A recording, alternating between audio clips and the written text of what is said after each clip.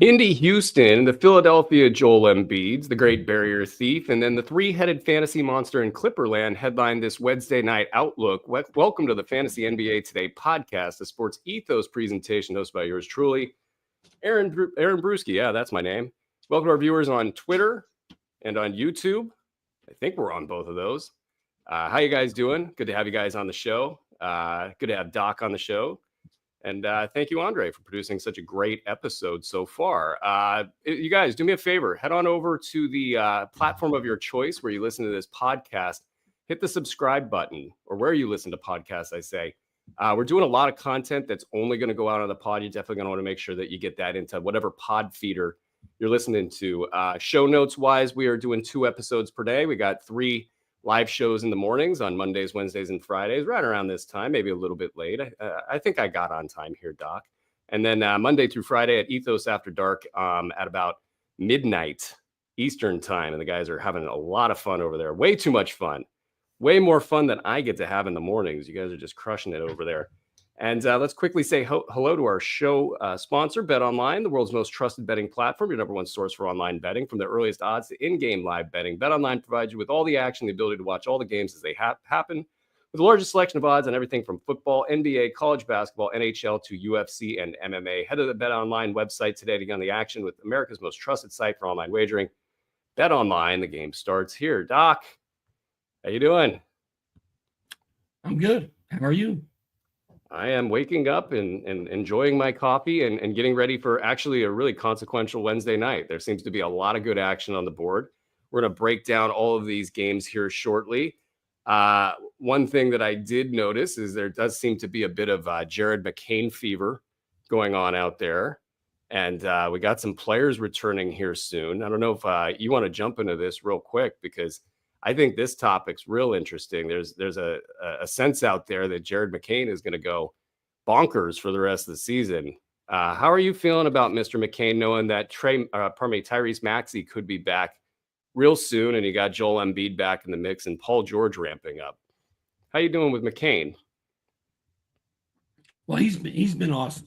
He's actually been the best player for the Philadelphia 76ers this entire season. I've got Tyrese Maxey starting at point guard and Jared McCain starting at shooting guard. Paul George is going to miss games. Joel Embiid's going to miss games. McCain's going to take a hit when Maxey's back. There's no doubt about it. I mean, it just has to happen. But I don't think it's going to be so big that you have to panic and panic trade Jared McCain before you have to drop him. I just think he's proven himself and locked himself into that lineup the rest of the way. Yeah, it's going to be very interesting because he's an on-the-ball player, and you got Maxey, who's very much an on-the-ball player, and what's going to happen with Joel Embiid. And we do have that game on the slate, so we'll break it down. I just wanted to nibble a little bit on the topic, and then also let you guys know that the Discord link is in the show notes. If you guys want to get your questions in both places, YouTube and also Discord are great places to get your questions answered. And then send us notes on Twitter as well. If you have some questions or you have any feedback for the show, or you want us to see us do, some content of a certain type, we're always have the ears open for that. But let's get into our games here, because we got 8 games tonight and just a ton of fantasy stuff. I was getting ready for the show last night, and I was just shocked at how many fantasy angles there are right now in this set of games. I mean, usually there'll at least be a couple teams where just nothing's happening and you could just kind of breeze right through it. So let's just get right to it. The first game on the docket, New Orleans at Cleveland. Andre so astutely pointed out that the top 7 paid players for this team are not playing tonight. The Memphis Grizzlies of the 2024-25 season.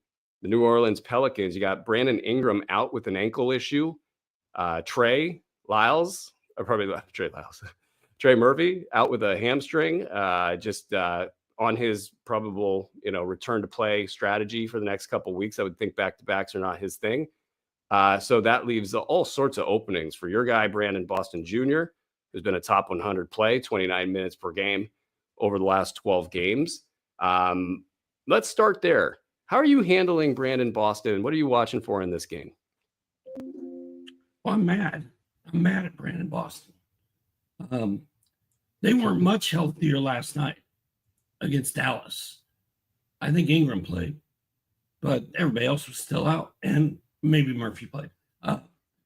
But Brandon Boston played 30 minutes and only scored 10 points on 4 of 11 shooting. The game before that, 4 of 12 shooting, 12 points. But he did have 8 boards, 5 assists, and steal. Kind of salvaged things last night with 2 steals. But, I mean, there's literally no one else on the floor for this team who can score besides Brandon Boston. Maybe it's the Devin Booker effect. You take everybody else out of the equation, and the defense only has to hunker down on 1 or 2 guys and, like, let anybody else score. We're just not going to let Brandon Boston or Devin Booker score. I know I'm talking about 2 different teams. Sorry, but that's what's happening to Booker in Phoenix. And I think that's kind of what's happening to Brandon Boston in New Orleans. Half of me looks at it like, oh my gosh, you have to get him in a DFS lineup tonight because he's the only guy. But then the other half of me thinks all they have to do is stop him, and they blow the Pelicans out of the water. So, I'm wondering I'm fading him right now. Yeah, well, I think I'm fading him overall because it's taking him 29 minutes per game to get this top 100 value. And when the cavalry comes back, that won't work very well for him. But it's an interesting matchup in the sense that Cleveland just had the big loss. They lost a streak against Boston last night. So we're in letdown territory. Do they take their anger about that out on New Orleans? Do they kind of let their hair down and just sort of exhale and possibly get, at least New Orleans covering the spread or get a little, a more competitive game than you would think? Elfrid Payton just got added to this squad. I don't know if that's helping Brandon Boston out. The roster of fantasy somewhat relevant guys is kind of deep. I mean, you got Javonte Green out there, 14 points, 5 boards, 3, a block in 30 minutes. Jeremiah Robinson Earl last night, 25 minutes, 11 points, 7 boards, 2 threes, 1 steal.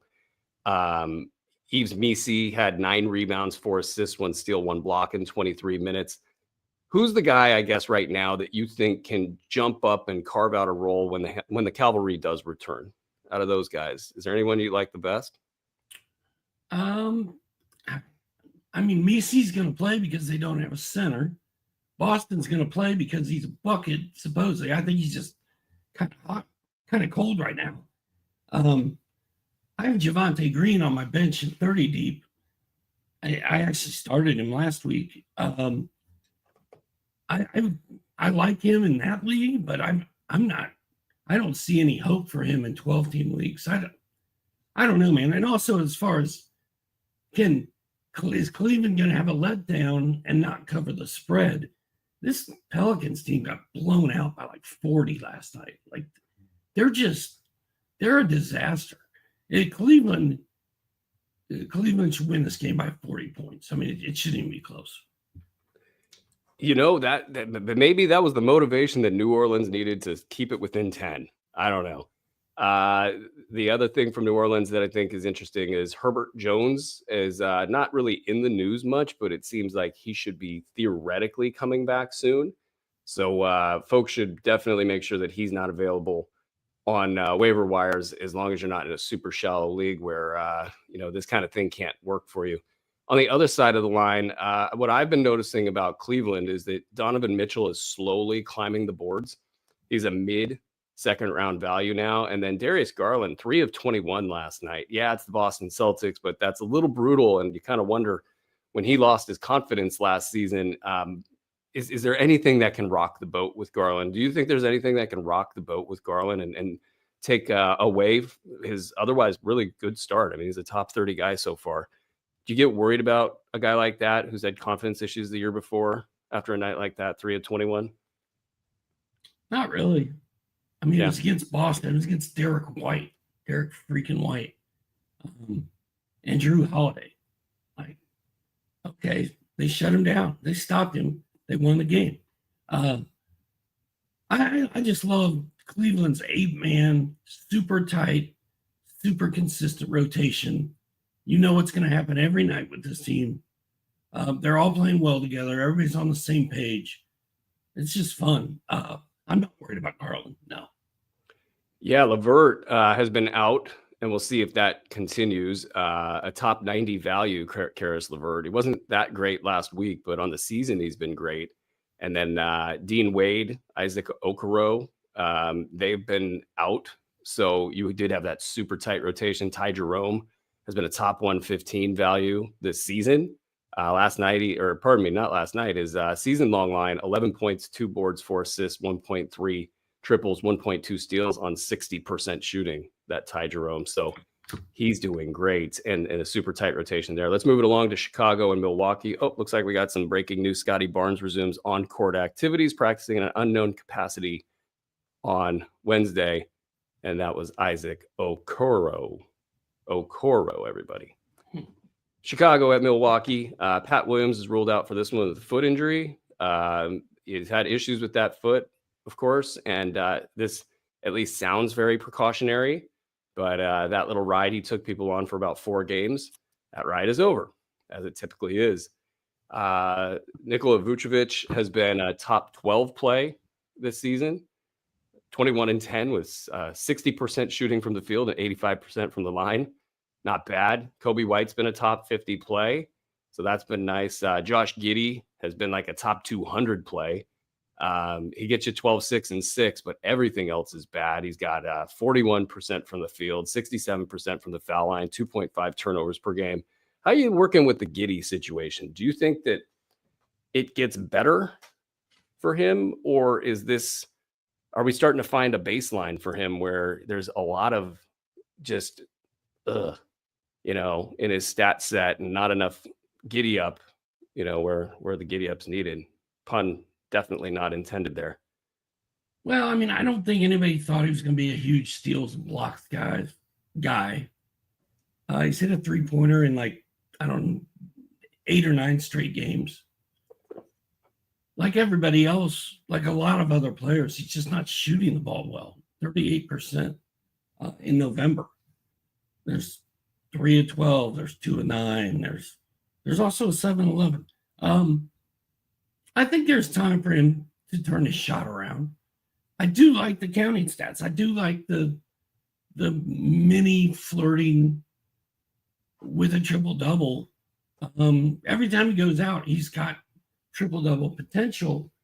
But if your team is struggling in field goal percentage and you've got Giddey, that's probably why it's happening. So if he's messing your team up, trade it.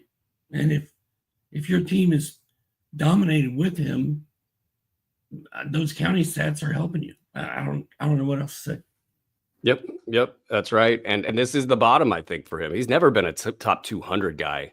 When getting this kind of run, it's been bad in the past. He's usually, when the things are going well, it's like top 60 for Josh Giddey in a 8-cat setting, and then maybe like a top 80 or 90 in a 9-cat setting, and a lot of folks are punting turnovers and maybe even free throws. So that becomes a very useful player when you start to take 1 or 2 categories away. When you got to take 3 or 4 categories away, and the numbers aren't popping, then that gets a little bit bad. But Chicago, to me, feels like they might be getting closer to whatever the next step in their progression might be, and that would probably be good for Giddey.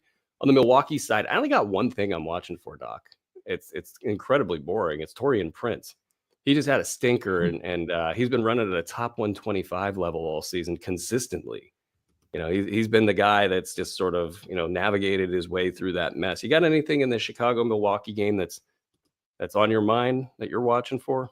Well, Rick went on a rant about this game last night, and he's convinced that Chicago gets fired up to play the Bucks every time, and that it's going to be a really good game. He thinks that the Bulls are going to cover. I want to see Brolo keep it going. Chris Middleton, to me, if you're still holding Chris Middleton, I don't know that we need to do that anymore. I think he's washed. And I tell you what, Milwaukee is right there for me with Miami as a team. I don't enjoy that team. On the Bulls side, I'm mad at Pat Williams.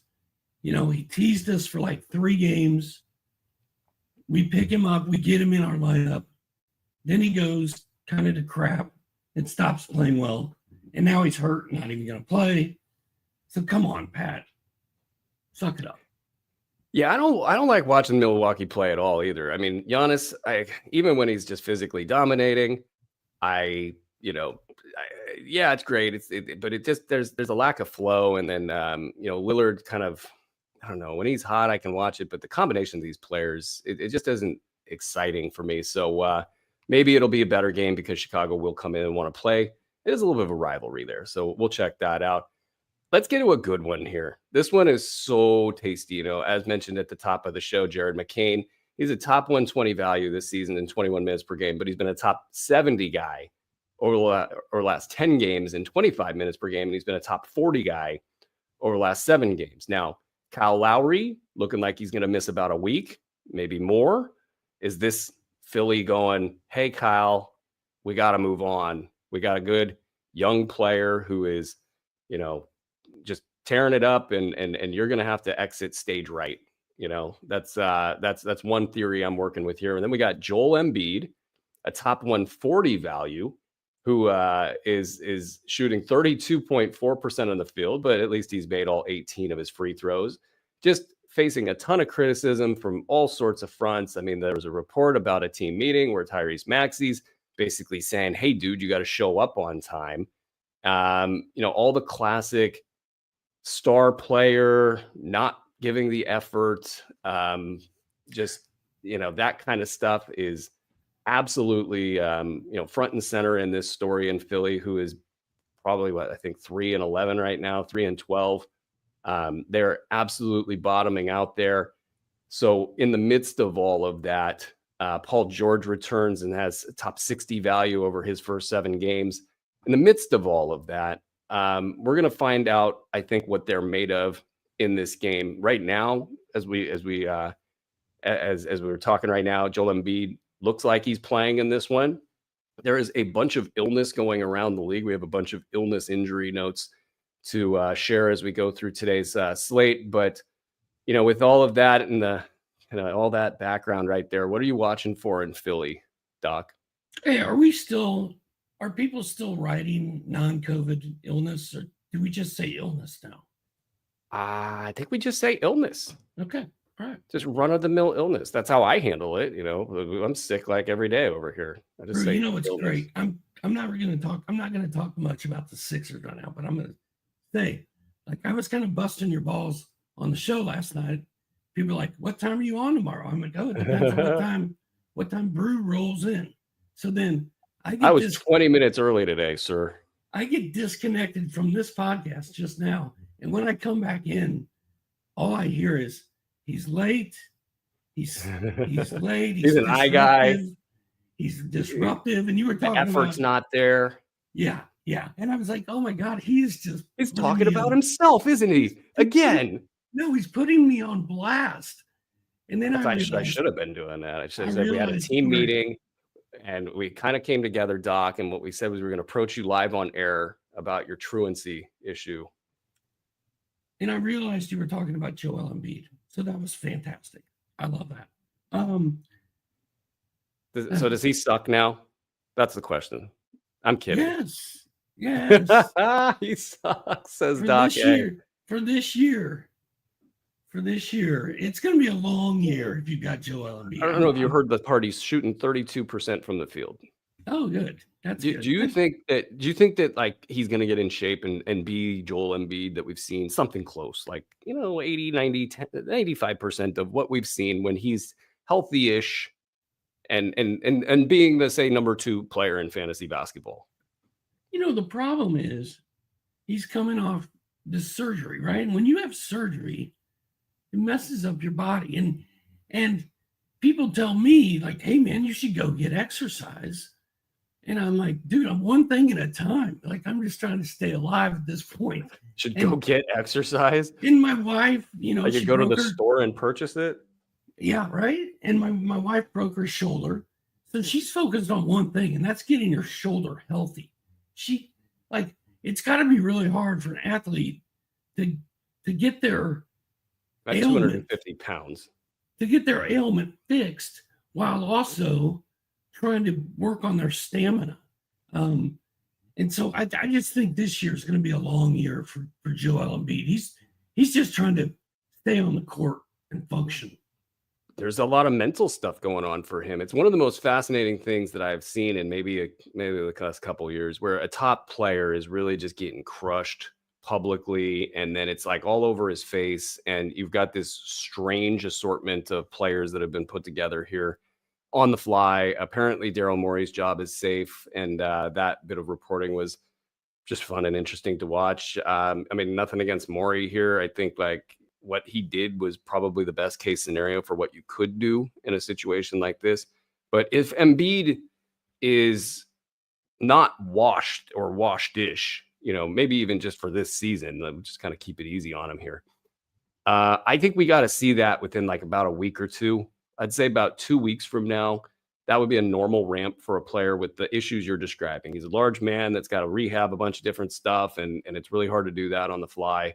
It's really hard to do that in the spaces that we're talking about here before the Olympics. After the Olympics, it's like it's tough. He's got a heavy lift ahead of him, and I would say if I saw the film or could somehow take a time machine spin and see the film of this first few games, I might not have been willing to take a risk on him because he looks slow, disinterested, doesn't look like he knows where he's like going on the floor, and it looks like the team probably wants to run through Tyrese Maxey and then probably through Jared McCain.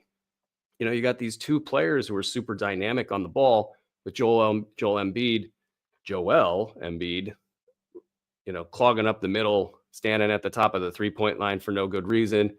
And by the way, you got Paul George out there who needs the ball too. So how this all comes together, I think 2 weeks is the time frame to see if Embiid is going to be a major deterrent. But back to McCain, like with top 40 value over the last 70 games, top 70 over the last 10 games, are you going to do a sell high move here to get out of what might just be a total, cluster bleep with all these players converging and all these issues converging and all this pressure coming onto the team? I mean, if this team's not winning, what are they going to bench Joel Embiid?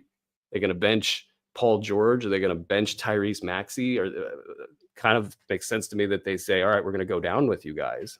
How does this hit McCain? Do you try to make an offer right now, or do you just try to write it out? I mean, my head and science and numbers says that he's going to take a hit. So if you got McCain and want to try to move him, do it now.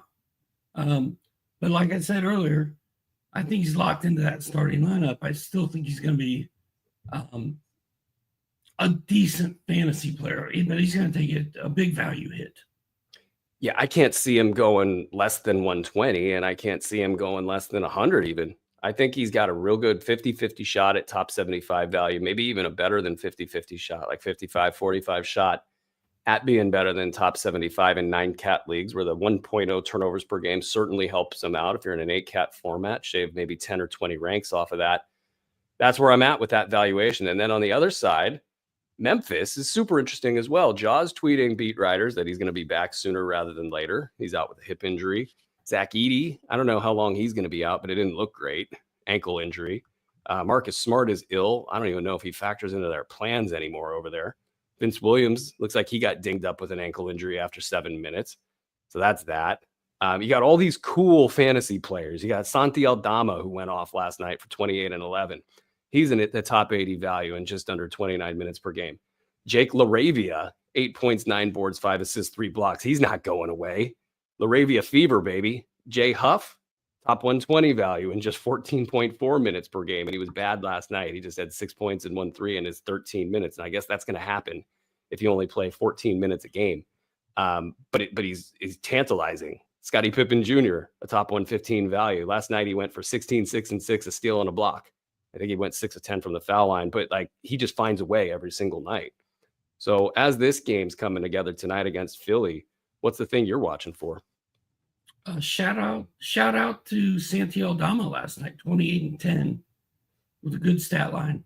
Zach Edey's out. Brandon Clark's not really a center. I think Aldama's going to play well again tonight. Yeah. And Scottie Pippen's been super fun. Yeah, and I got a season-long do not drop for that guy. It's just a very fun. I probably will be watching that game. And Desmond Bain, by the way, really struggling this season. Just 27 minutes a game, top 90. Those injuries are really kicking in. Probably a super good buy low moment, but he's had some injury issues in the past, and it is Memphis, so it's pretty dicey stuff when you get that PTSD from last season. Let's move it along to Portland at OKC. Also pretty interesting in the sense you have a bunch of players with kind of names that were drafted that are really struggling overall with their production. And then you got some guys that are rising up to the top. You got Donovan Clingan, who might have a big time window here to do some pretty crazy things. He's a top 130 guy on the season in 16 minutes per game with 2.1 blocks per game in his 16 minutes per game. Top 65 over the last 6 games. And that number jumps up to 2.7 blocks because he had 7 or 8 blocks in that one game. He's at 8 points and 6 boards in 20 minutes per game. So what are you doing in Portland right now, Doc? I don't know. It's such a mess. And they've won 3 games in a row. I know. None of it makes sense in Portland. Shaedon Sharpe, 34 minutes per game in his last 2 games, right? And 32.5 points. I mean, like a really badass stat line: 4 boards, 3 assists, 3 triples, 1.5 steals.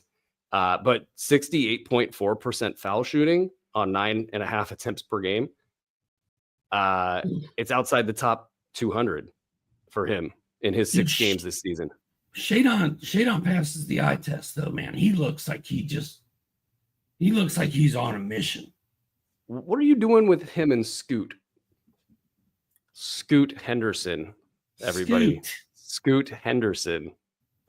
It kills you not to say it, doesn't it? It does. Like it's painful. Like you're like, oh. The loins. Scoot was so good at the end of last year. I'm just sort of trying to hang in there with him. Shaedon, I was kind of out on him coming into the year, but I've changed my mind. Like he looks great. And yeah, the free throw shooting is terrifying. So be careful, beware of that if you go in on Shaedon. But did he? And then Donovan Clingan, what happens when Robert Williams and DeAndre Ayton, all 3 of them can play? I don't really know what happens there, but Clingan's been good enough. Clingan is good enough. I mean, they invested a really high draft pick on him. And when the bottom falls out of this thing, Portland, he's going to be one of those guys that keeps playing. I think with Clingan, the move here is to be getting more of Clingan on your rosters rather than less. I don't think you want to get rid of him.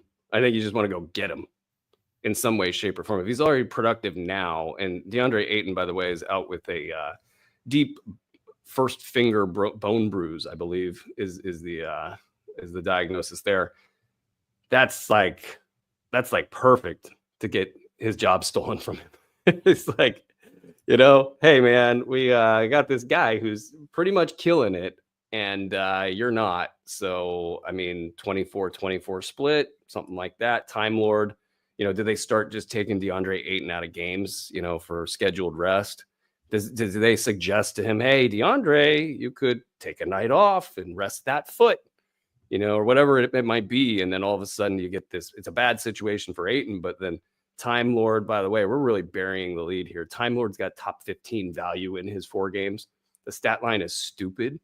1.5 steals, 1.5 blocks, 12.5 points, just under 20 minutes per game, and 84% shooting from the field. And he's hit all 7 of his free throws. He's a scary, scary fantasy asset right now. And so they say, Ayton, hey, just take the night off, and then Time Lord can kind of have his schedule. He might miss the back-to-backs. Who knows? At that level of production, I think you can kind of weight him as like a top 75 if you want to be conservative, top 100 guy. That's plenty valuable. Maybe he decides he wants to play in back-to-backs, and you got yourself almost like a league-winning type of a deal where he might, if he plays 15, 18 minutes a night consecutively, that could work. So I think Portland's just a very weird team. We didn't even talk about Kamara, who's a top 120 guy, basically on the basis of steals with 1.9 per game. Everything else is just not that exciting. So Portland, weird. You stay weird, Portland. On the other side of the line, it feels like nothing's going on. Oklahoma City, Isaiah Joe is iffy or out, or iffy with a calf. I don't think he's been ruled out. That's a great question from Andre in the chat. Is Ayton the worst center on the roster? I want to before we talk about the nothingness that is Oklahoma City in the fantasy sense. Is Ayton the worst center on the roster? Doc A, who's sitting back in his seat pondering. If they're all healthy, equally healthy, you're going to say it, aren't you? He might be. Yeah. He's got, as Kamla says, he's got no motor. He's got no drive. That's tough, man.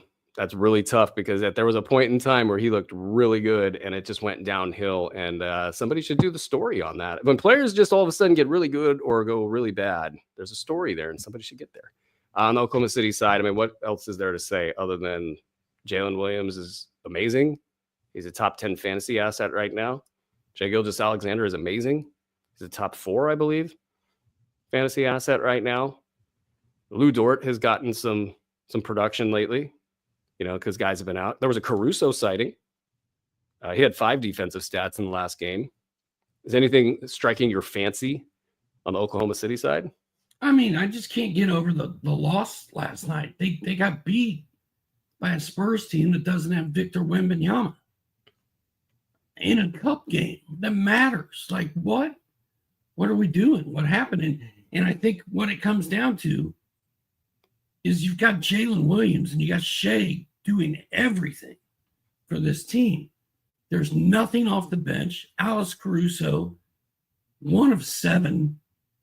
Okay, he had 3 steals and 2 blocks. He's 1 of 7, and he played meaningful minutes. And he was a plus minus, a -2. That doesn't work for me. Lou Dort hits 2 of 12 shots, scores 6 points. Now, yes, he had 12 rebounds, 2 steals, a block, 2 threes. All that's good. But these guys have got to make shots and help Jalen and Shai win these games. Like, you just shouldn't lose to the Spurs without Wemby. The old injured star theory. If you guys are enjoying the show, please click the thumbs up button and subscribe to the channel on YouTube so you don't miss our live shows. And I know we've got plans to do lots of cool different types of content. So if you're subscribed and you get that thumbs up button going, it'll all just feed into your feed through the power of AI or something like that. Indy at Houston. This game has got a ton of fantasy action in it as well. Tyrese Halliburton starting to turn the corner a little bit. He's been top 30 over the last 2 weeks, still just shooting 38.4% from the field. The home away splits, I think, tell the entire story here. That back issue, I think, is really driving the equation here. Traveling to get to these games, I think that's not great for the back. It can't possibly be good for the back unless they got some fancy thing going on in airplanes that doesn't scrunch you up and put you 30,000 feet in the air or whatever. He's been bad this season, top 50 on 38.3% shooting overall. And the other side of the coin, Benedict Mathurin, a top 90 guy in 31 minutes per game. So that's not like great or anything, but I do think that there's some devil in the details here because the last 2 weeks he's been a top 30 guy. Yeah. Overall, there's just a ton of production here. I mean, he's getting double-digit rebounds all the time. He's got 6.7 boards on the season. 20 points, 2 triples. The 0.7 defensive stats are the only downside here. If you can figure that piece of the equation out with Mathurin, you're really cooking with gas because he passes the eye test. Maybe got a little bit of an injury history that we don't like, but I don't look at him and go, oh, that guy's going to get injured. I look at that guy and say he's going to jump out of the top of the gym. And Halliburton struggling. What do you do with these 2 players? Like, is this a case where one's going to, Halliburton's going to maybe get this back issue under control and get his numbers back, and Benedict's going to fade a little bit, especially as some other guys get back, and you sort of play that equation, or do you just sort of keep it rolling if you got Mathurin and just enjoy the good times while they're here? Well, Matherin's definitely benefiting from the absence of his teammates, but he's also grown and taken a big step forward and passes the eye test and looks kind of like a different player than he did 3 or 4 weeks ago. So I'm very excited about Matherin's potential to stick in this lineup and produce all year long. I'm out. I'm done with Tyrese Halliburton, man. Until we You're find done out, with him.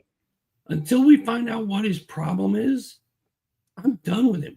Like how are you going to be done with him? You're just not going to talk to him anymore? Hurt. I don't have him on any of my teams. Oh, you don't? Okay. So you don't even have to say goodbye to him. You can just be done with him. I didn't say hello to him. 5 of 18, 4 of 13, 3 of 14, 2 of 11, 2 of 8. Like, his shot is so bad right now. Thank God for the defensive stats, because if those slid at all, you'd really be looking at a serious situation here. I think this does come down to the back issue. If there's a pocket in the schedule that they could buy him some rest, like they got a 2-game week and a 2-game week, and they could just go, hey, you're going to take 2 weeks off, Hallie. That would be the best case scenario for him, I think. They're getting bit by the injury bug too. You got Miles Turner questionable with a calf injury. Moses Brown just got out of the roster. By the way, I just have to chirp. I got him in 30 deep.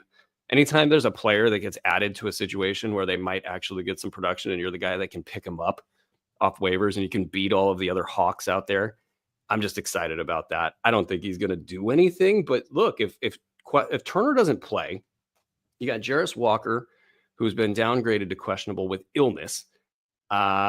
This is, a weird little situation here for them when they're going to have to go up against a big, strong team with Alperen Şengün on the other side. Jarris Walker, been a late round guy. Would you even lean into picking him up right now, given the issues at center right now in Indy, despite this weird injury tag that's coming in last second here?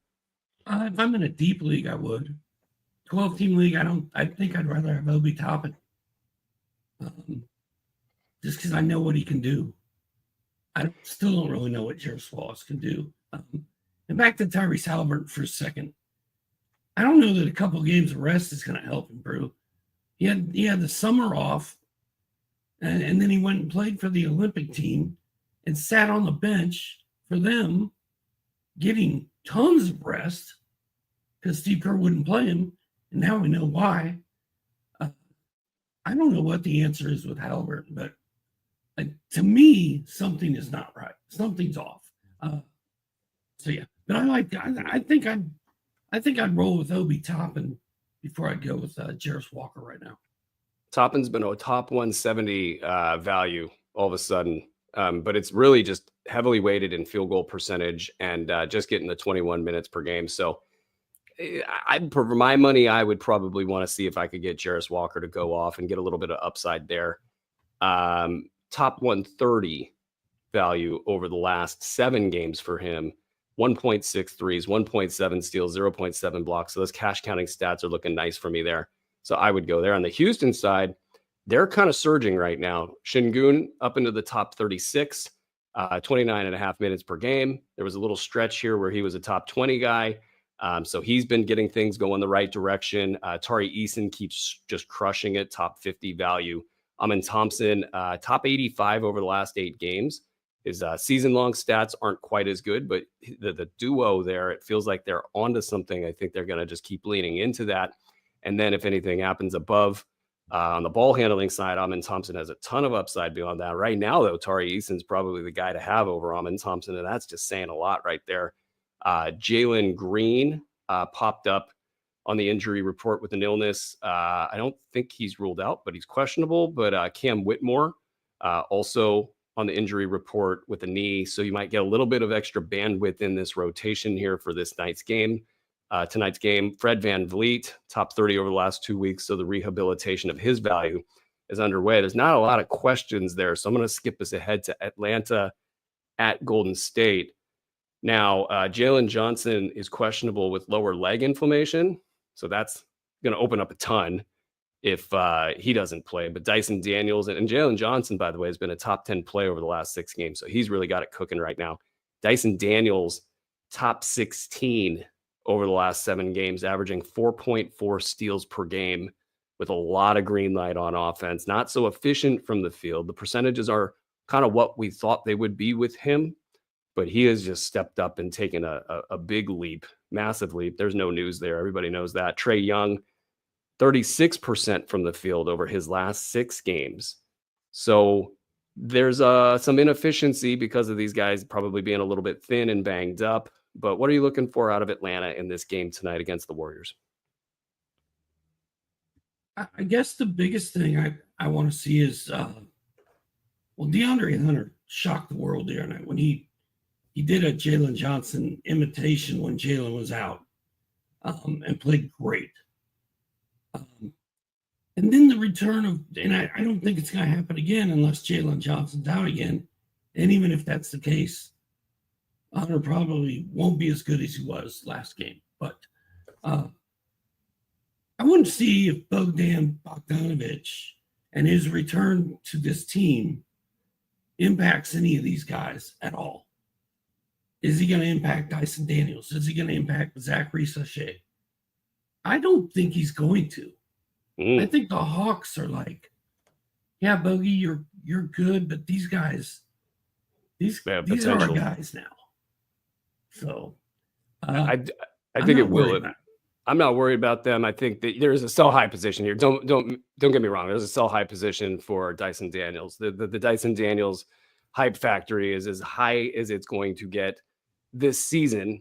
And that's good and fine. Like, he might continue at a top 25 level. And if you sell him and it doesn't work out, it might not work out. But there's a decent chance he falls back to top 50 and maybe even top 75. And one of the things with Dyson is he's not efficient on the ball.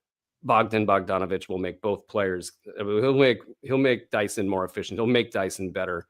And then Bogey will help contribute to this team. So I'll say that I think that there is a little bit of erosion of the value with Bogey coming back, but he might not be able to hang. The injury issue is going to linger. And if it gets bad enough, then what you're saying, I absolutely believe will happen, Doc. I feel like you're just mad that Dyson Daniels made that big block and steal at the end of the game to beat. You call me a Kings fan? You call me a Kings fan? All right. Well, I'll meet you at Johnny B's for some golden tea and we'll have a beer. And on the other side, Dyson Daniels did not have a steal in that game, which is headline making material because that's what he does. Yeah, and that dropped him to 4.4 or whatever I just said on the steals per game. And he had 4 blocks. So, dude, it's absurd. And it was a clean steal. It was a clean steal against Fox. Dyson Daniels is not going to finish lower this season than where you drafted him. Therefore, that is a win. Oh, God, yeah. On the other side of the line, same story for Golden State. Buddy Hield had a stinker. He's outside of the top 200 over the last 6 games, and I'm still calling him a buy low. He's a top 60 valuation on the year. 13 games, 25 minutes per game, 3.7 triples and 17 points. It's just, can he play with the passing side of the equation on the Golden State Warriors? That's the only question I have there. If he's getting minutes, he's going to be productive. Podziemski's been worse. He's just inside the top 250. Kuminga's right there with him on the season.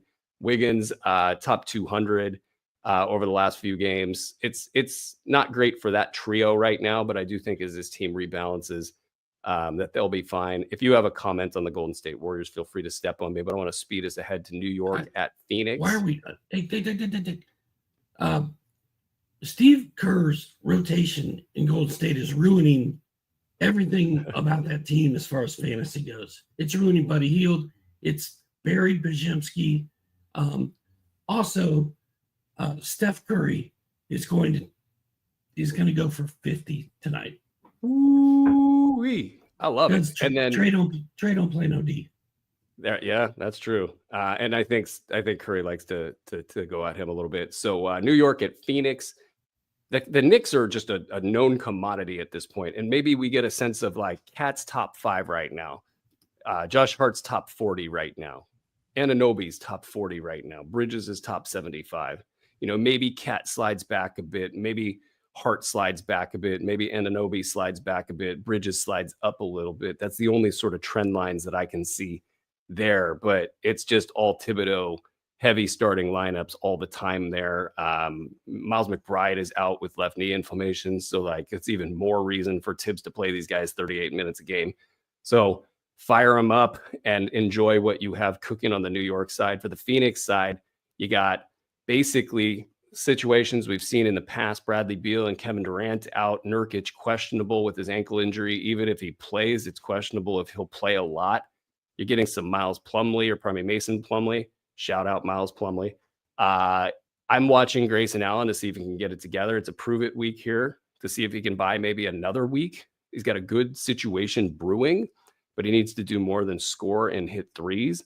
If he can do that, then I think he's got something cooking. So I'll be watching for that this week. You got anything else on that Phoenix side before we spin it into the last game? I like Mason Plumlee tonight. I want to see Royce O'Neal finally break out of that incredibly bad slump he's in. And I'm looking for Mikal Bridges and what's his name, Josh Hart, to shut down Devin Booker, who's a one-man wrecking crew tonight. Ooh, yes. And speaking of Doc predictions, the intrepid stat reporting here, Curry has averaged 40-plus points per game in his last 5 games versus Trey. So your eye test meets the numbers test. Orlando at Clippers. Jalen Suggs has slid to top 70 on the season. He's shooting 36% from the field over his last 7 games. This is it's a trend. It's something that, the whole sell high, buy low question for him will probably be a thing all season long. I think the advice there might be to sell at the peak and buy at the dip. Wendell Carter questionable with the foot injury. Goga's been a top 125 guy in the last 11 games. He's played over 20.7 minutes per game during that span with 1.4 blocks, 8.7 boards, and 69% shooting from the field. Top 60 for him over the last 7 games. Mo Wagner, on the other hand, just top 190 in that span. So it feels like Goga's won the minutes here. What are you doing with Goga? Are you going to keep him for the season, thinking that this could continue? Or do you think that he just did one of his classic Goga appearances and then he'll be off to the bench as soon as Wendell Carter Jr. comes back? Goga's available in a ton of leagues. And I think as long as WCJ is out, you pick up Goga, run him, and then when they get healthy again, you get rid of him. And Franz Wagner, shout out, man. What a year he's having. Yes, sir. Yeah, top 15 for him over the last 2 weeks. 29 points, 3 triples, 6 boards, 6 assists, 1.3 steals. He's been outstanding. KCP up to top 160, just shooting 35%. Jonathan Isaac at a top 185 level in his 16 minutes per game. Not biting on Isaac. KCP, it's just the shooting. If it gets up back to 38, 39%, he'll be a top 125 guy. And then he'll probably be back on a lot of fantasy squads. On the other side, your boy Norm, hamstring, something or other. I'm so depressed. He's been a top 50 guy, but I'm not leaving my house today. I'm so sad about it. Yeah, I was thinking about you watching that happen last night. But you got Amir Coffee is going to go off. Oh, we got an Amir Coffee. Coffee is for closers. Shout out. And Kevin Porter, his stat lines are just terrible percentages and really low overall production. But you kind of wonder against, a good defense. Do they need some shot creation here? Chris Dunn, a top 160 guy in his 22 minutes per game this season. So maybe he could pick up the pace. And then James Harden, just 36.4% of his shots over the last 8 games for just top 45 value. Norma had slid to the top 80 over that span for what it's worth. But the Harden thing is interesting in the sense that there's probably an eruption coming pretty soon for James Harden. And it wouldn't make sense so much against Orlando, but maybe the next game after that. And that's going to do it. He's the best, most inefficient player in the league. Oh, yeah, absolutely. That inefficient James Harden. We love him. That's going to do it for today's show. We'll be answering questions after the show. So if you got your questions, stick around for the post game over here on YouTube. But for everybody else, we're going to close it up here. Big thanks to Andre for producing another good one. Thank you, Doc, I suppose, for showing up on time. Thank you, listeners, for all of your support, your likes, your shares, your retweets, your quote tweets, and your subscribes and thumbs ups. All that stuff helps us out a ton. We really appreciate everything you guys do for us here. That's going to do it for us today for Fantasy NBA Today, presented by Bet Online, a Sports Ethos presentation. Until next time, ladies and gentlemen, be well.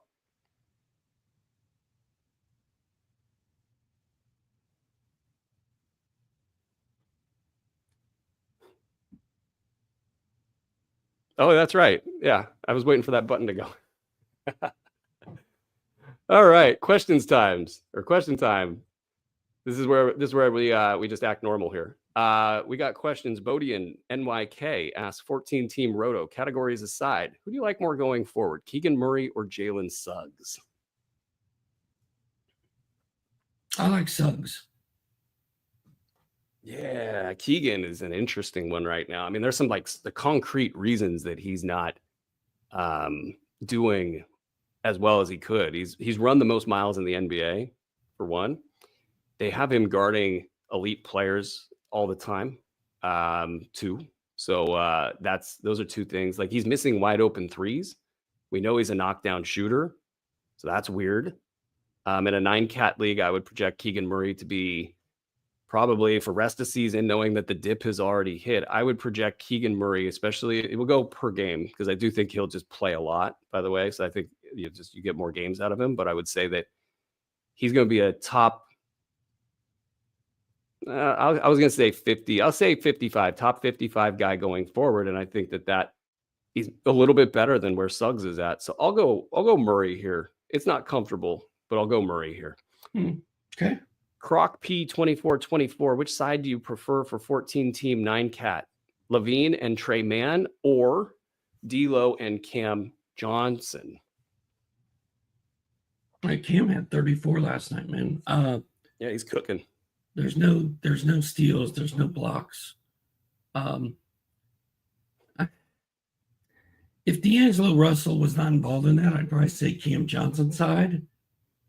But I'm down on D'Lo. I think Dalton Connect has ended D'Angelo Russell.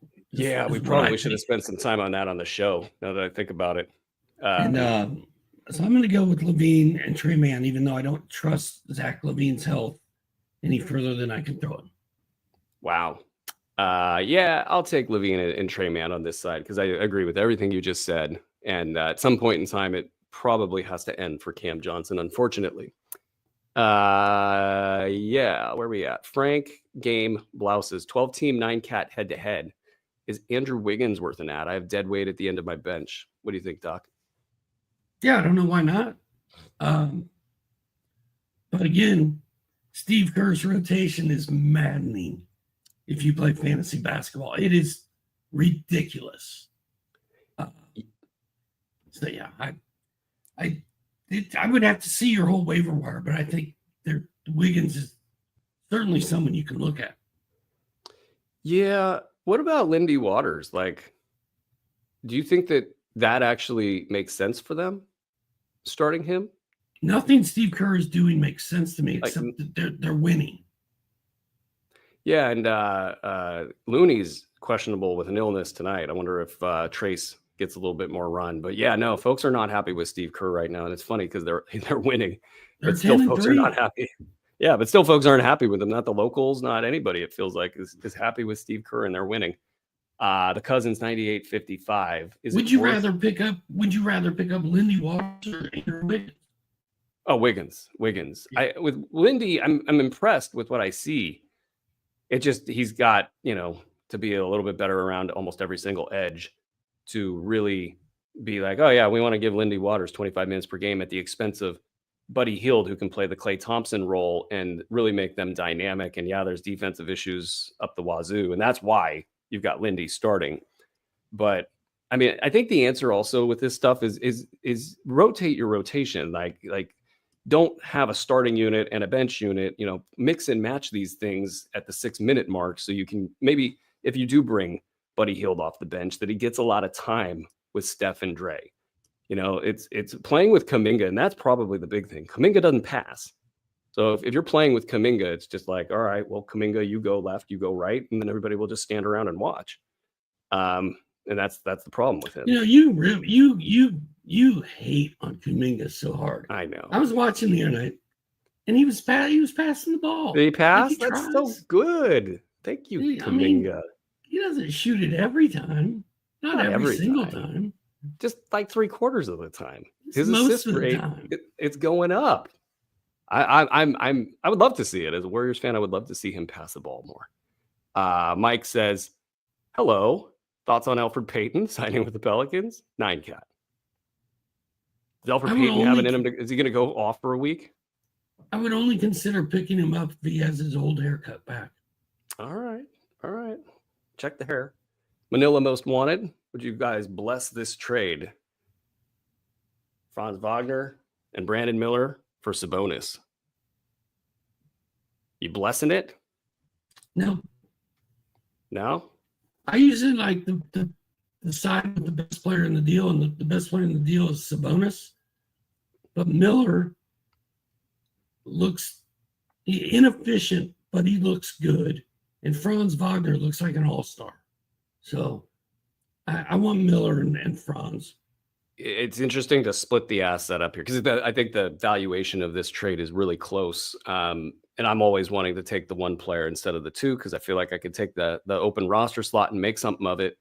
Sabonis dealing with some back stuff and the DeMar DeRozan stuff hasn't been great, but I just think he's going to find a way. I think that they were fully invested in him in Sacramento, so I don't want to split this thing up. I think that Wagner and Miller are probably like top 40, top 50 guys with some room for slippage, maybe on the Wagner side if the shot goes away from him, but I think that it's a really close trade. I'd just keep the Sabonis side. So disagreement on the show. I think that, we got one more question here. Good Joe. Is Malik Beasley an add in 10-team head-to-head 9-cat? What do you think about Beasley? I like what Beasley is doing. I don't know if he's a 10-team guy or not. I feel like he's not. Yeah, not with Hardaway back. Yeah, but he's playing well. They're getting healthy. Hardaway was 1 of 10 the other day. Beasley's been awesome. Like in a 12-team league, I think picking up Beasley would make some sense. For me, it's a good idea. Rick was kind of against it. Yeah, I think in a 10-teamer, I don't know if he's got enough juice to justify the roster slot, but in a 12-team, he might actually survive because I think he actually fits what they do there. So that's an interesting situation there, and that's going to do it for the show. Hey guys, go subscribe to the podcast. Just go click the button. You click the link to the pod, and then you go click the subscribe button. And we're doing a ton of pod-only content going forward. We've been doing it that way for a little bit, but we're actually going to lean into that a little bit more to, just give a little bit of a dap to our pod subscribers. That's just something that, we want to make sure that you guys get a little bit of an extra edge there. So definitely go subscribe to the podcast. And that's it. This episode was presented by Bet Online. This is Fantasy NBA Today, Sports Ethos presentation. We'll see you guys later.